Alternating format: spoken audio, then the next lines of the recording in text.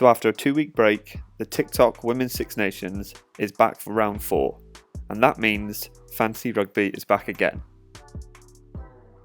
So the first game of the weekend is Wales versus France, which actually kicks off tonight. I couldn't bring this video out any sooner because England and Ireland are actually playing on Sunday, which means the teams came out earlier today. And then the final game is Italy versus Scotland, which is on Saturday. So we have a game on Friday, Saturday and Sunday.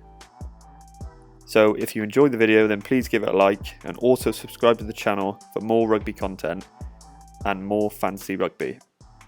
So without further ado, let's see my team selection for round 4.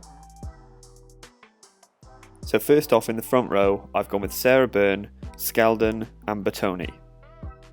Now we all know that Sarah Byrne is absolutely insane, and her points for a prop is just absolutely obscene, and she seems to just carry the ball so well, and the meters she makes is absolutely amazing. Then there's Skeldon, who is up against Italy.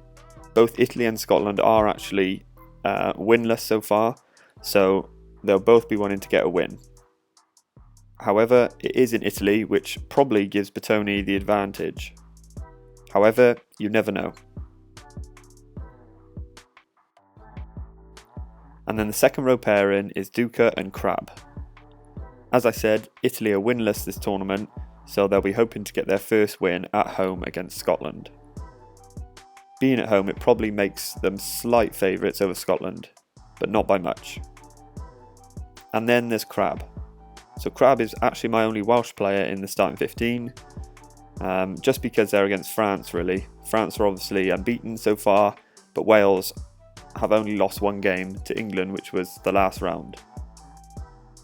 They're at home on Friday, which is tonight, so we'll have to see how they go, but in my opinion, I'm backing France. So my back row starts off with Veronese.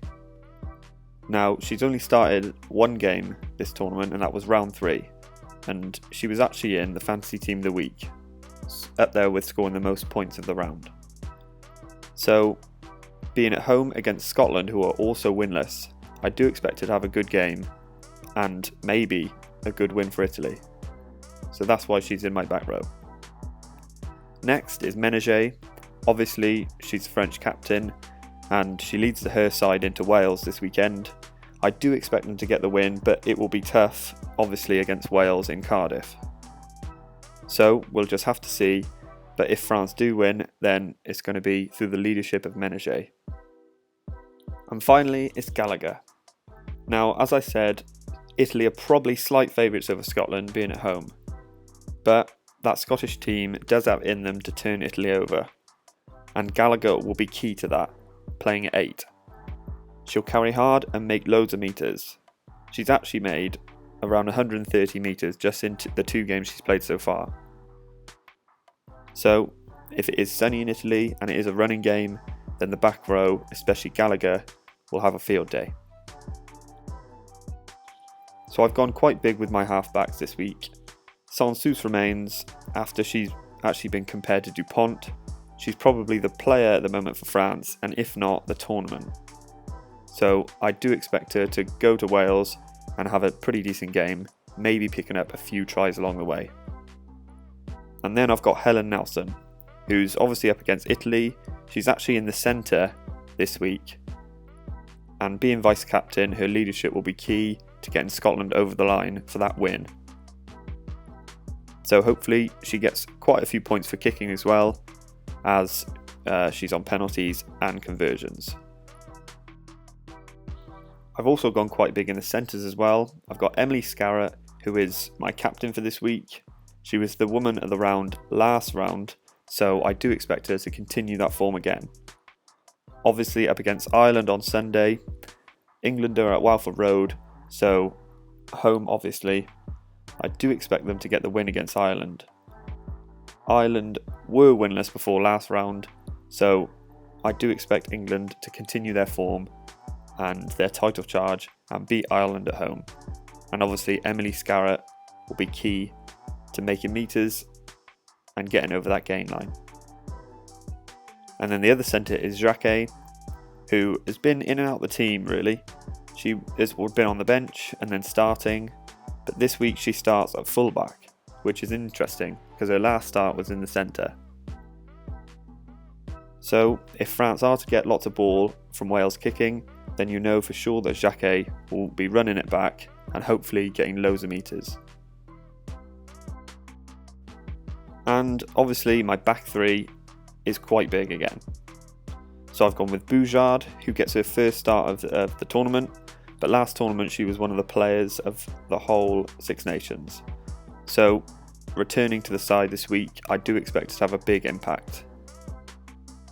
And then you've got Jess Breach, who starts once again after her return to the England side. On the other wing is Lydia Thompson, but I have picked Jess Breach for this one. It was a flip of a coin really. Obviously Lydia Thompson got that hat-trick, but Jess Breach scored a few last week as well. And then finally is Chloe Rowley at the back for Scotland. Obviously it'll be sunny in Italy, and Chloe Rowley is the type of player to just keep running the ball back all day. So she'll rack up a load of metres, and she's also the player of round 3. So I expect her to continue that form, and if Scotland are to win in Italy, then again she'll be key to that. On the bench, I've gone with Kilden as my super sub, and then Rigoni for Italy. Now obviously Rigoni's starting at 12. She's quite a tough and hard running centre, so I expect her to get first phase ball and break that game line. And then Kilden, obviously we all know what she can do. She'll come off the bench and absolutely tear it up. So I'm hoping for a sunny day in England at Welford Road so that Kilden can come on and show her speed and footwork. So that's the end of the video. Let me know what you think of my team down in the comments, and also who you're going to look at picking this weekend.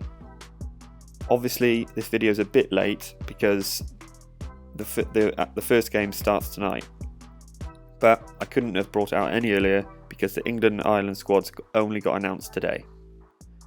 So be sure to do it quickly, watch the video, take some notes and tips, and then implement it into your team. So good luck everyone for round 4, and I'll see you in the next one.